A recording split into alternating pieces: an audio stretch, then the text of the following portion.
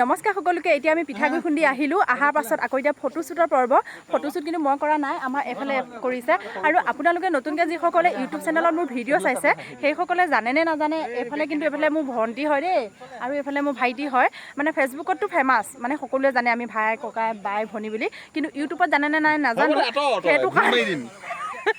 সেইটো কাৰণে মানে চিনাকিটো কৰি দিছোঁ। সিহঁতে এতিয়া ফটোশ্বুট উঠি আছেগৈ, ফটোশ্বুট কৰি আছে। ইয়াত দেখিছেনে?